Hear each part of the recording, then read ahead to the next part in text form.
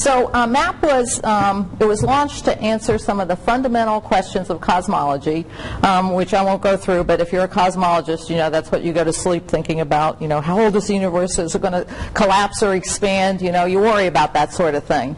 And MAP did answer these questions. I pulled this right off the website, so I'm not going to talk about it, but just in case you know you aren't a cosmologist and you were a little worried, the universe is expanding, and it's 13.7 billion years old. And a whole host of discoveries came out of this mission, and I believe a lot of awards, too. So, yeah, and all the results, of course, are on our the MAP webpage, the Wilkinson WMAP webpage. So, and here's sort of shows you the evolution of the MAP, right? When the cosmic microwave background was first discovered, it was by accident by Penzias and Wilson. They were researchers at Bell Telephone Labs. They were trying to build a better communications antenna. They found what they thought was signal contamination. They consulted some experts who knew exactly what it was. It was the cosmic microwave background. They won a Nobel Prize for their accidental discovery. And I actually met Bob Wilson. He was one of our peer reviewers on the science. Then COBE was launched, and you can see what COBE discovered. Chuck Bennett was on that instrument on the COBE mission.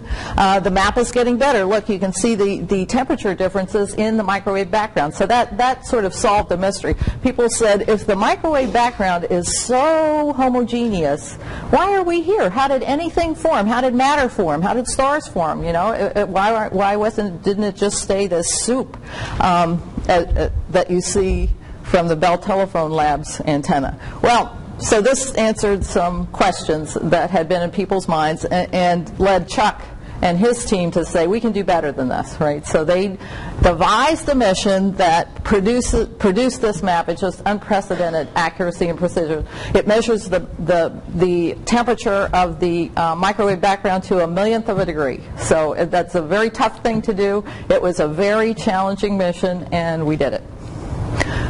So a little bit, MAP, this was back in 1995, 96.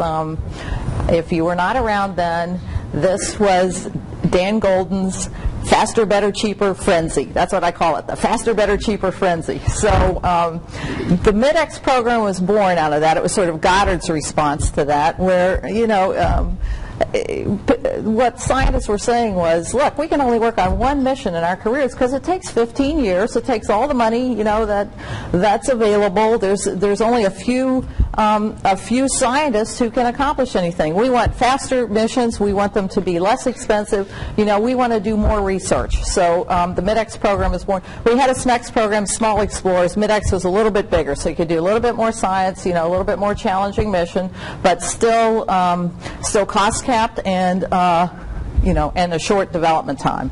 So we got together at Goddard and sort of came up with some. We had a retreat. I think Orlando was there. I think Orlando was there. So project managers, mission assurance managers, all our engineering disciplines. We had a retreat. How would we do a Midex mission? You know, at that time, NASA and Goddard and probably other development centers were getting a little bit process-laden. There was a lot of process in NASA, and I mean, frankly, I think we're getting back there, but lots of processes. At Goddard, there was lots of institutional, I guess, turf wars and fiefdoms building. So at the retreat, that's what this tried to break down. Let's see what is really value added. What processes do we need? You know, what are the mandatory processes? You just can't build a mission without, and let's forget the other stuff. So this looks like, you know, it looks like common sense. You'd say everyone would agree with that. You know, why did you have to get together to write this down? Because we had to agree on this. Because it was different. Because you know, it's hard to change a culture. So out of that retreat, you know, we actually applied these principles to our team. So we formed a small team. We formed a Goddard team, which actually, you know, we took these to heart. This was what we did, and I could sort of show you. Oh, here's our PI, Chuck Bennett. He couldn't be here. He's famous and busy now these days, but he was a wonderful PI, and he was a Goddard PI. So this team and the Midex principles sort of formed around that. Oh, and let me, the AO, I think, came out in 95. Selection was in 96. They selected 2 missions, and one of those was Jim Birch's image. So Jim and I had, have crossed paths before. I believe we were forced to come to one of these things, right? It was, yes, it was a little bit different back then. And Jim launched first. He was selected to launch first, so he launched about a year before MAP. And MAP was put on a, we just did a little bit of research that first year and then really kicked in. So that gave us time to sort of figure out what we wanted to do. Here's a diagram of the observatory, and I'll just point out a few things. Let's see. It's back-to-back telescopes. I'll show you a little bit later, but let's see. Okay, back-to-back telescopes. It observes the microwave background in 2 directions. I mean, it takes differences of the temperatures of the background. So I'll go on. So 2 big reflectors and a secondary reflector into feed horns in the microwave system, which is right here. The spacecraft bus is here. The electronics boxes are all around the outside. This is a big sun shield. Because the signals that MAP is observing are so tiny, a millionth of a degree, the spacecraft had to be shielded from all the sun signals, earth signals. The bus had to be very quiet. We didn't want any thermal cycling. It was very challenging. The reflectors, the microwave system cold end amplifiers needed to be around 90 degrees Kelvin. So these reflectors were rejecting a lot of heat. Then the warm end of the microwave system was about room temperature. That was a huge challenge. I'll show you the microwave system. We had, it was basically single string, but we did add redundancy, and I'll talk about that a little bit later. It was one of the success stories of the mission. Okay, you have all the.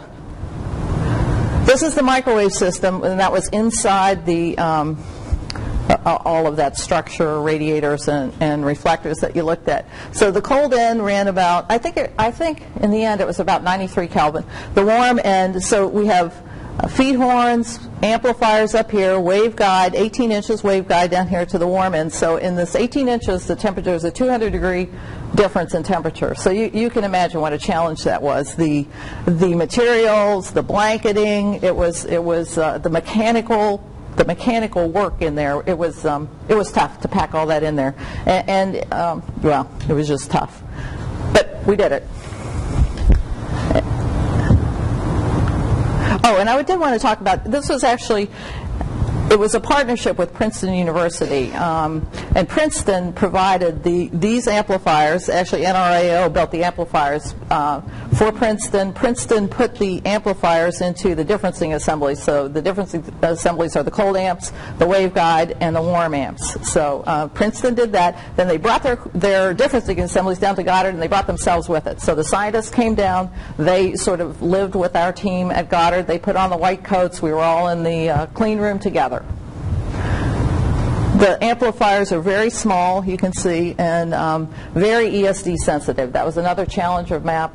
The features are so small here that an E field, even when the instrument was turned off, could blow these amplifiers. So that was a challenge all through our mission. You can imagine going down to the Cape where big radars are out all the time, and they say, oh, 200 volts per meter is what you should test. We could never test to that, right? We would have blown all our amps. So it was always a challenge.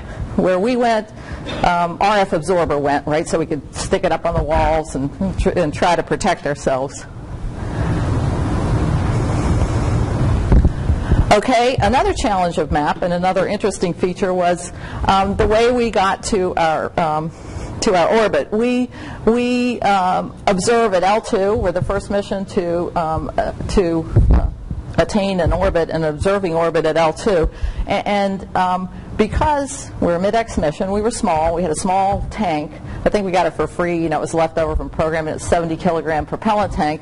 So So we didn't really have enough fuel to fly ourselves out to L2. We got there by using a lunar gravity assist, phasing loops. The rocket dropped us off. It was a Delta II in an elliptical orbit that went out by the moon, came back around the Earth, and with appropriate burns, we set ourselves up for a lunar swing by.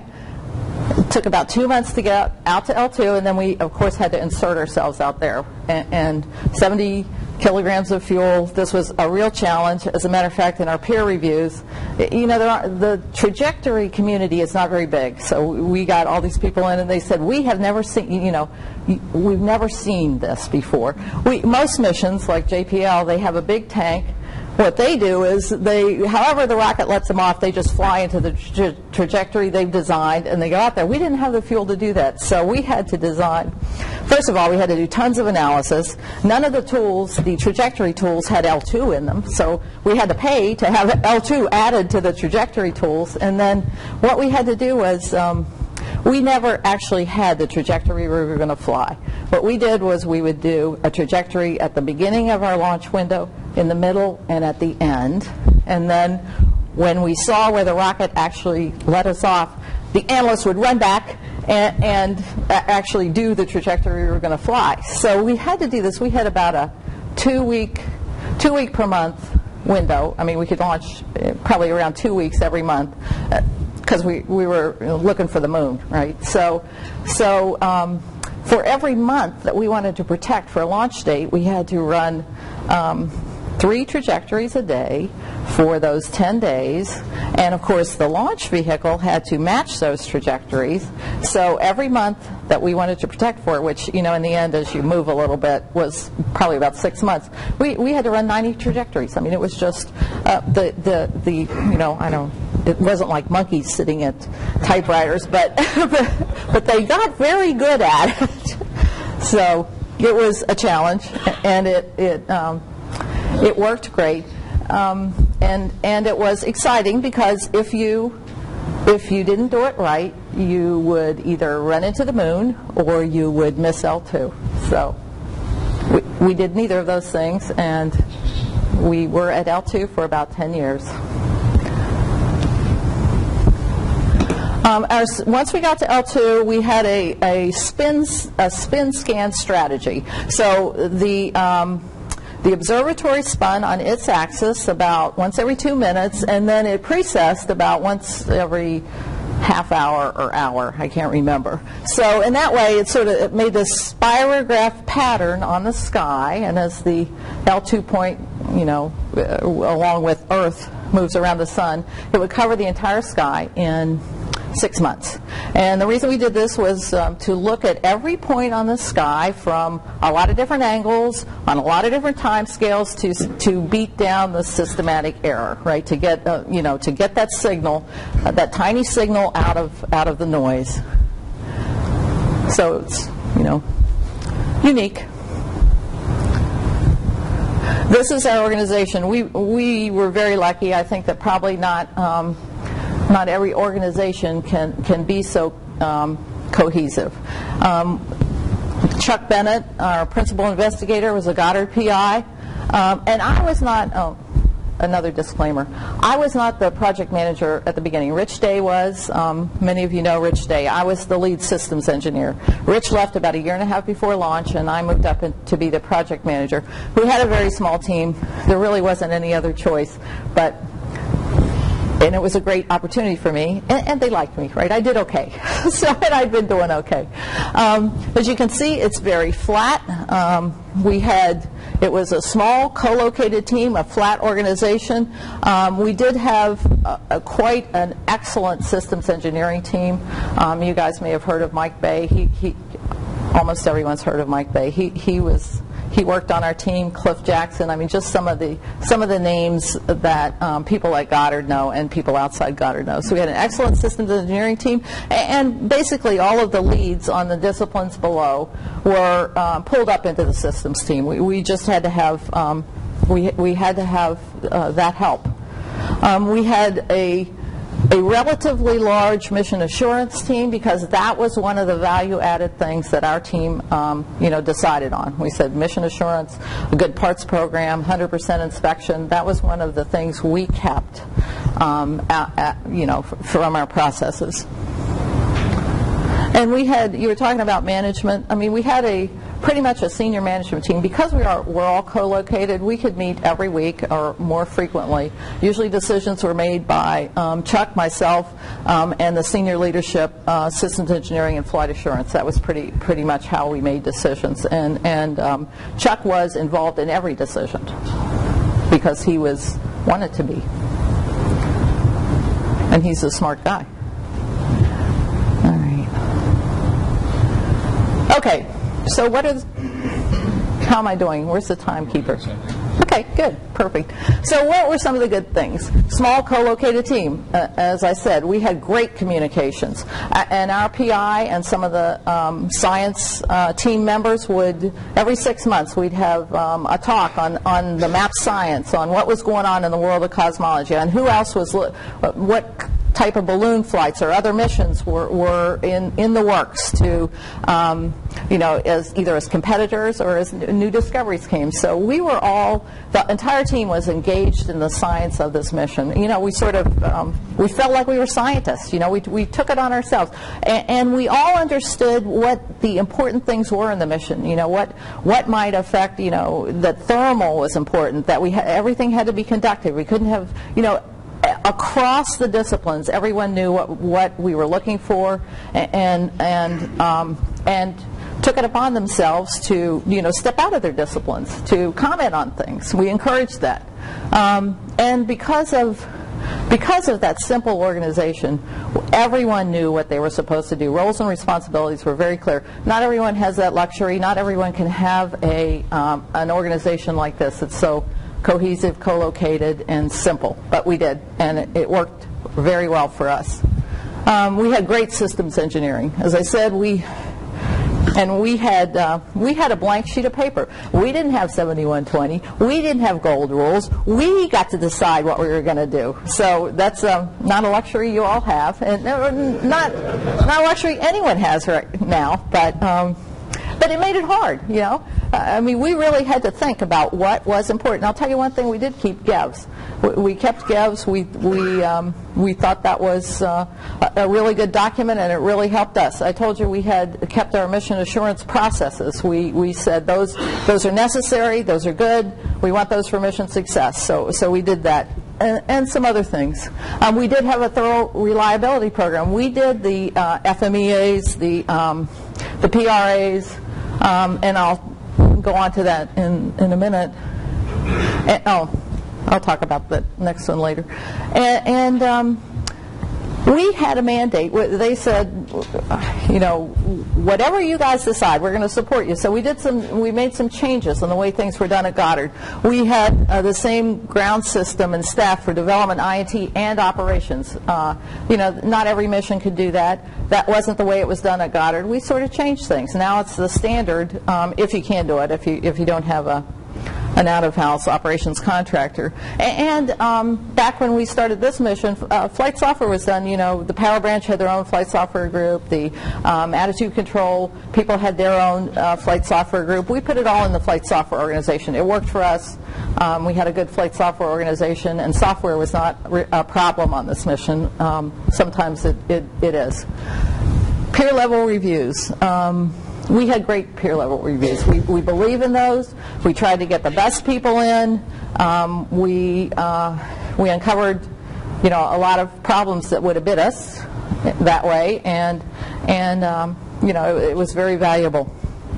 And we had significant test time at all levels of assembly, box levels. The differencing assemblies went through their own environmental test program. The instrument went through a full environmental test program. So it was valuable. And this is This is Mike Bay's chart. You may have seen this around Goddard, but this is how we all thought. We all got religion. We all got the mindset. So that in everything we did, in every design we looked at, we said, you know, is this a risk? Is this one of the weak links? Is this going to, you know, bring us down? Is it going to hurt our reliability? And you know, we thought about this. We actually thought about, okay, got it? 2 minutes. We actually thought about what is it that causes mission failure, and in this order, I mean, you can see it. That's what Mike came up with, and Mike and our team came up with, and so that's what we really paid attention to.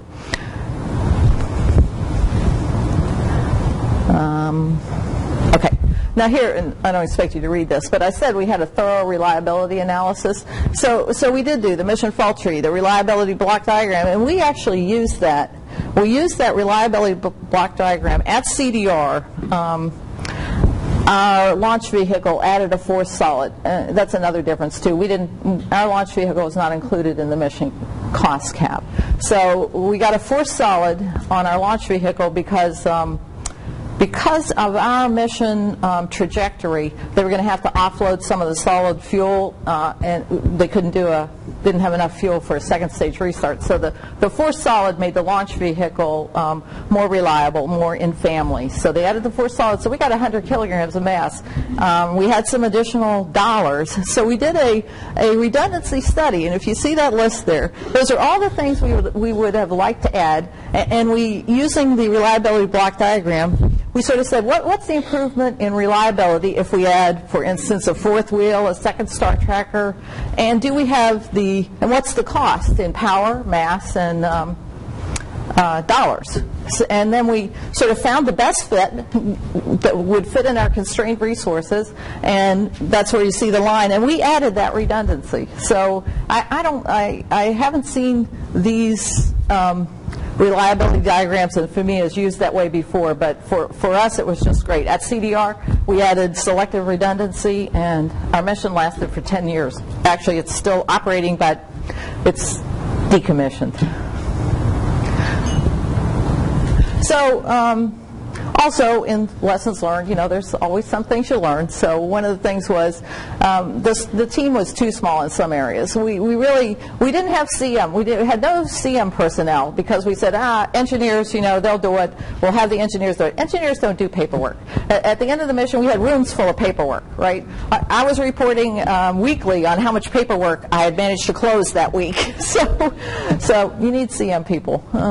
Scheduling, it wasn't so important. We never really did get a good integrated schedule, but since we were all co-located, it wasn't that big a deal. I think it could be, right? I think it's important to have good scheduling.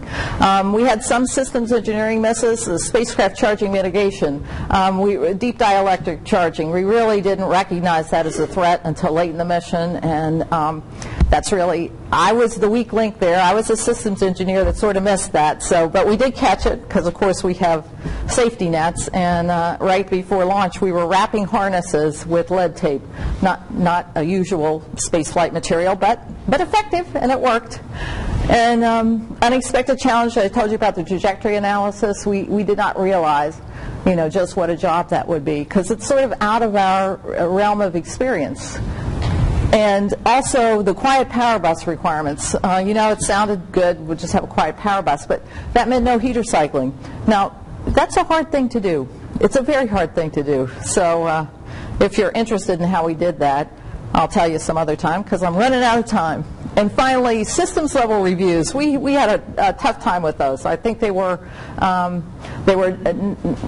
peer level reviews were outstanding. Systems level reviews were I think, I won't say not useful, but of little use, okay? Okay, and finally, there's the team. It was, as I said, it was one of the best experiences of my life, and if you talk to these team members, you'll see that too. What we learned there, has been disseminated. These people are all working on other missions. So some of them are at headquarters. Some of these engineering principles got into 7120 and the Systems Engineering Handbook. So it's not like it ends, the learning ends. As a matter of fact, it goes on and it gets bigger, right? So that's it.